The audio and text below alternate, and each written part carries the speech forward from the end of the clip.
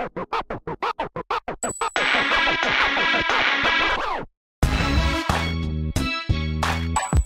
the number you have dialed is not in service at this time.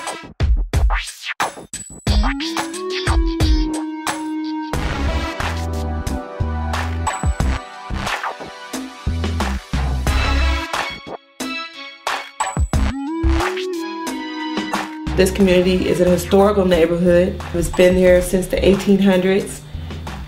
Many of the people in this community were part of the neighborhood that would feed its community, part of the Black Panthers.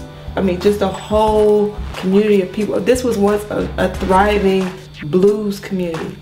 So if you can imagine people, it was barbecue in this community, you know, fish. You could come down here and get, I mean, just any type of down home food that you want to get. And now those stores are, you know, slowly dwindling. But Oakland during the 50s and 60s was a mecca for Black people simply because of the jobs. People moved here in the 40s from the South because of the war effort and the factories that existed in the Bay Area for people to move to, and those factories ended up producing other things afterward. They quickly were shut down. It left a large section of the working class, mainly Black people in the Bay Area, having to find other forms of income. There hasn't been any big production jobs for Black people in Oakland for a good 40 years when plants started closing down and being moved to Mexico for cheaper labor. You know, it used to be that since they did have some industry in Oakland, they needed Black people to be close to the factories and things like that. We don't got that anymore. So we don't need the Black people in the cities anymore. We know that one way that gentrification works is by saying to people that may be consciously or unconsciously racist that you won't have to deal with these Black people that are here. They're either going to be gone or the police have them locked away and scared enough to not come out. When you look at what City Repair has done with corners, this is very interesting because these corners are well utilized all the time.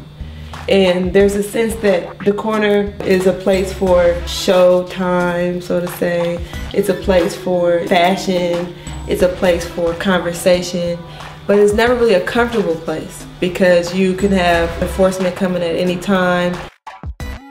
People will call the police on people if they see a bunch of young Black people hanging out on the corner, and just call the police. The police will come and harass people and this and that, and even if nobody gets arrested for having things, after a while people are like, I'm not hanging out there. That in Oakland they had 350 cops just 3.5 years ago. Now they got 1,000 cops patrolling Black people. San Francisco's doubled its police force, and every area, major metropolis where Black people live all across this country, they've doubled, tripled, and quadrupled their police force, equipped them with tanks, all kinds. We got to stop it, brother. Let's get together and unify.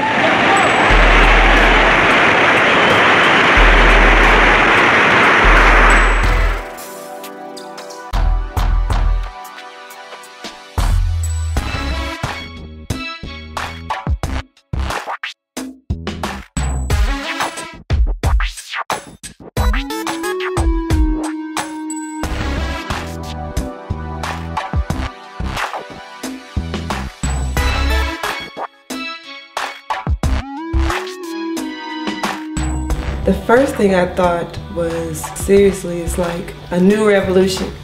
I thought of communities becoming involved in something that they hadn't ordinarily become involved in before. It seemed like a movement that this community had seen before, but in a different sense. It meant that there was more connectivity between each other. There was more communication.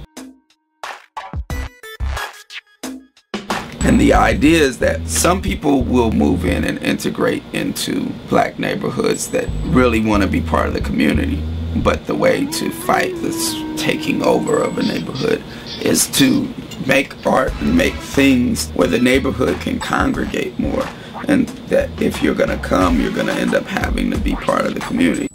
So if we create art and create things that make more community, rather than just beautify the property, but beautify the ways that we can interact with each other, then that will in turn beautify the landscape and the property too.